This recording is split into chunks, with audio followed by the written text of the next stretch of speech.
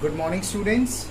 In the previous class, we studied about Mendeleev's periodic table. Now, today we are going to move forward and study about the next periodic table, which is modern periodic table. Now, as we already studied yesterday that there were certain drawbacks in Mendeleev's periodic table.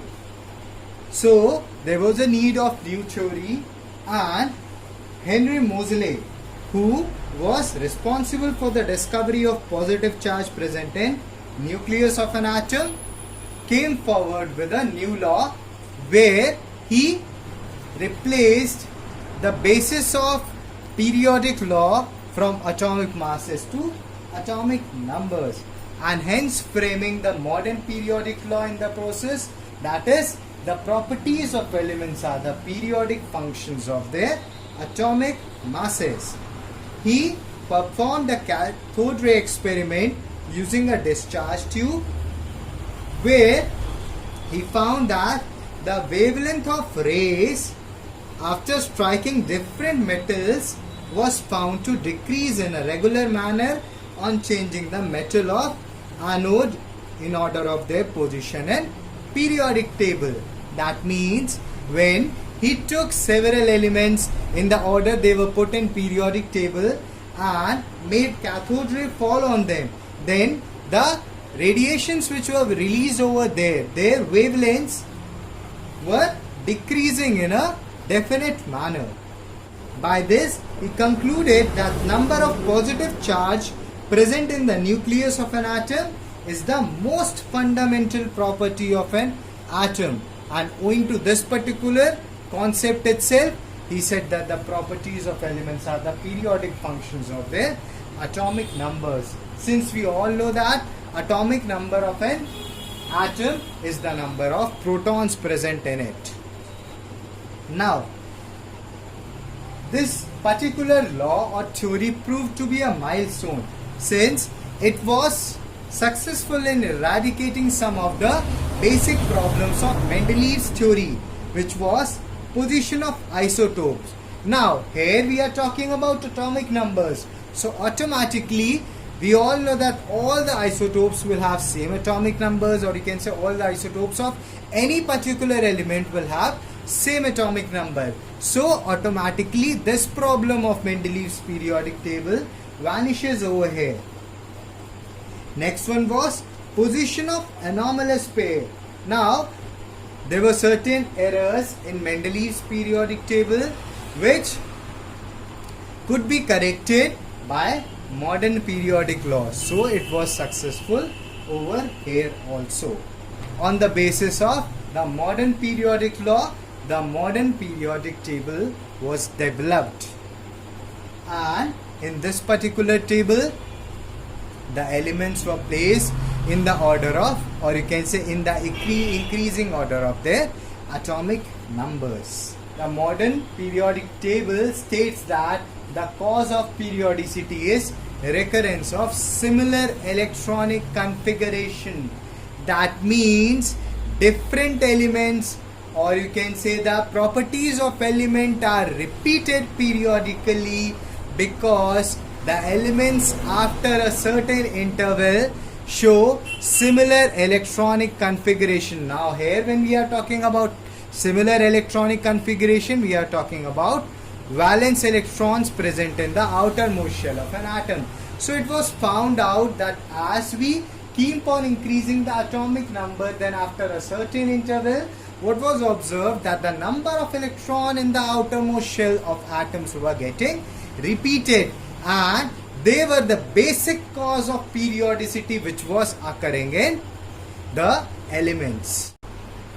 Students, see over here, this is a modern periodic table in front of you.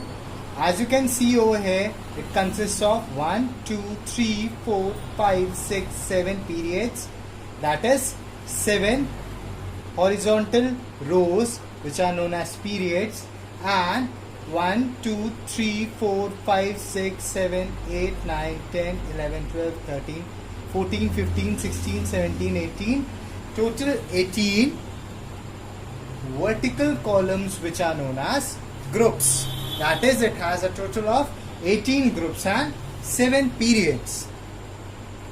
Now, let's study them one by one. So, observing the groups, what do we find over here? If you take a periodic table and look at it carefully, you will observe that at the top of each group, certain numbers have been written. Like here, it is 1A. In Roman numeral, 1 is written and then A. 2A. And after that, we have 3A, 4A, 5A, 6A, 7A. In the same manner, if we look over here, we have 3B, 4B, 5B, 6B and so on. So, what can we say about the groups? That there are total 18 groups over here and these comprise of 1 to 8 Roman numerals and 0. Now, the elements of subgroup A, that means wherever A is written along with the Roman numeral, they are known as main group elements or representative elements or the normal elements. That means all the elements of group 1, 2, then we skip over here and then we come over to group 13, 14, 15, 16 and 17 are known as main group or representative elements or normal elements. And what is the speciality of these elements? That they have their outermost shell incomplete. That means the outermost shell of these elements will be incomplete, or rather I should say that only the outermost shell of these elements will be incomplete. However,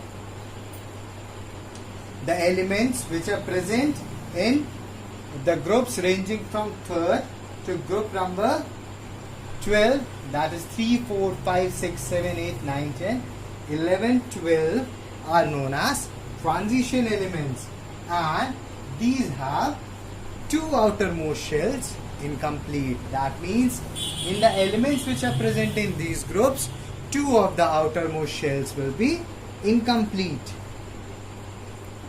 Now, let's talk about the 18th group, which is known as 0 group.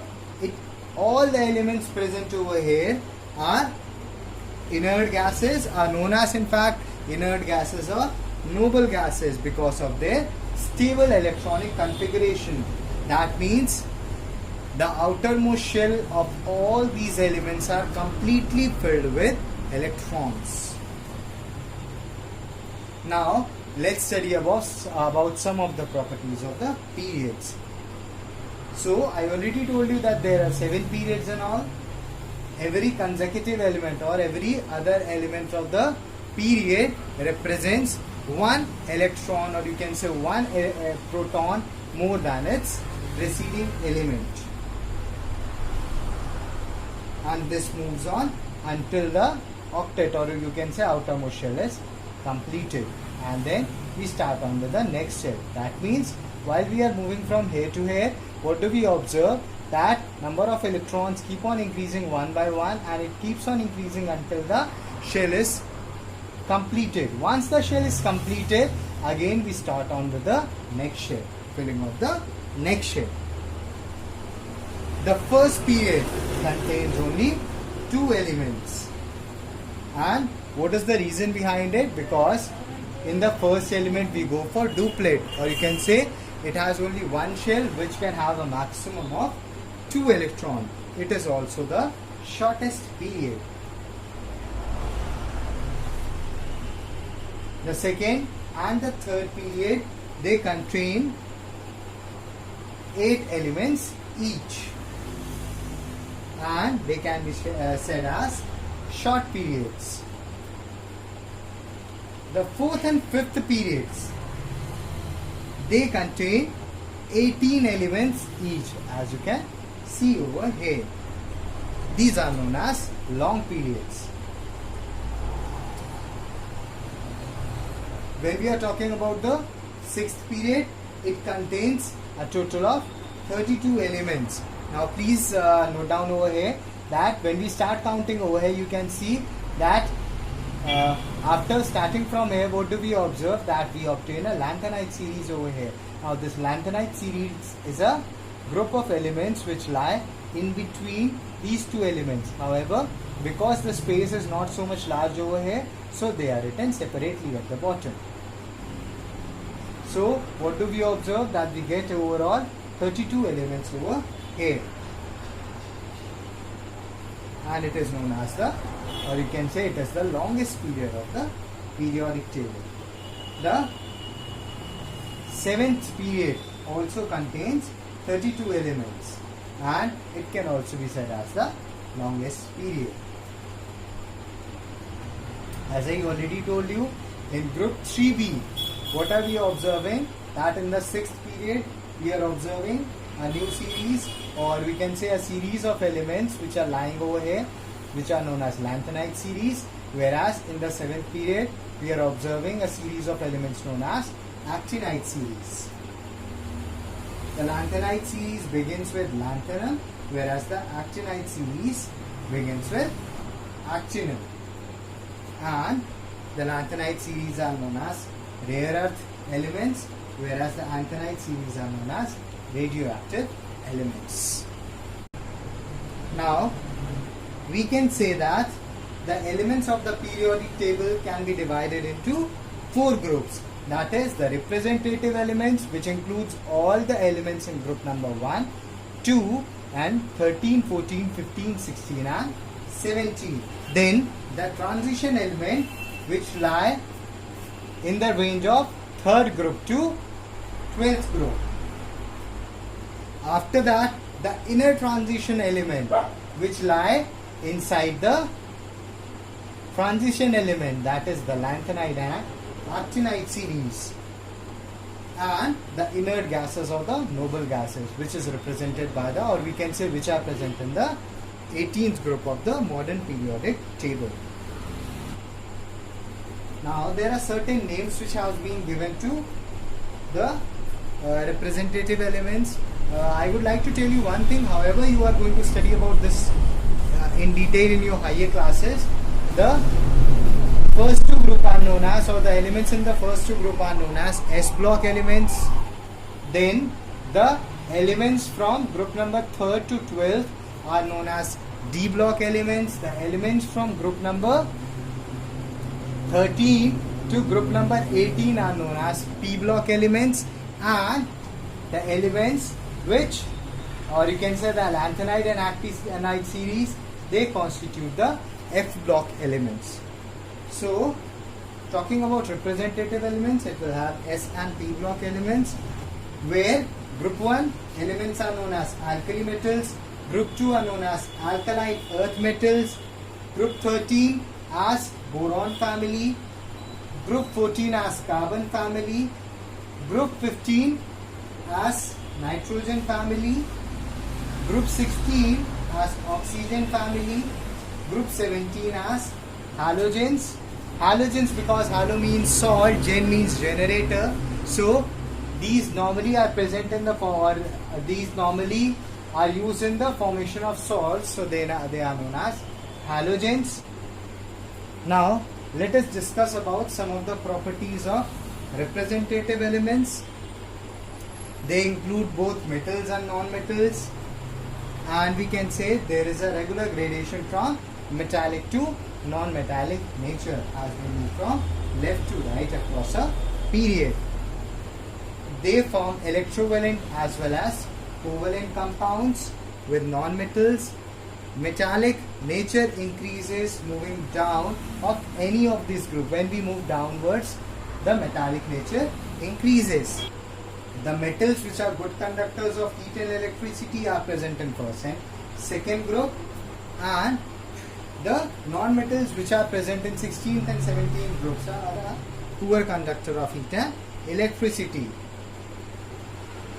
And there are certain elements present over here like tin and lead, which exhibit variable valencies also. Now let's talk about the transition elements. and their characteristics. Normally, or you can say these contain metals with high melting and boiling points, which are good conductors of heat and electricity.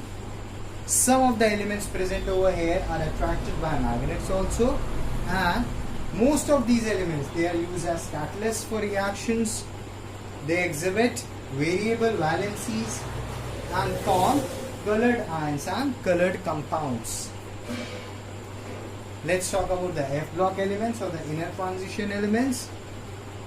They have heavy metals with high melting and boiling point. Now we are talking about heavy metals because obviously the number of protons and neutrons are more over here. So obviously they will be heavier. They show variable valencies. They form colored ions. Actinides are radioactive elements. Some are not found in nature also. They are made in special laboratories. And now let's talk about the last group, that is inert gases or noble gases or zero group.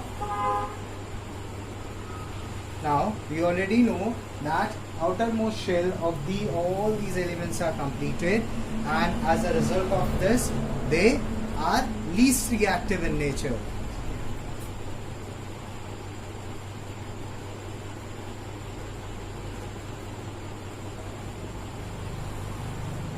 Now, the elements of the second period show, that second period is this one, they show some similarities in properties with the elements of third period, and that too diagonally. So, this is known as, they are known as bridge elements, or this relationship is known as the diagonal relationship. For example, lithium of second period will show some similarity with magnesium of third period. Now they are placed diagonally. Similarly, beryllium will show some similarity with aluminium. They are placed diagonally. Similarly, boron with silicon, carbon with phosphorus, nitrogen with sulfur. And why is this happening? Due to similar structure, or you can say similar atomic size. And this particular thing is known as diagonal relationship, and the pair of elements so formed are known as bridge elements. Now, the elements of the third period mostly show the sum, or you can say mostly show all the properties which are exhibited by their particular groups, and hence they are known as typical elements, or we can say them as signature elements, because they are representing nearly, or you can say they are nearly representing the properties of that particular group.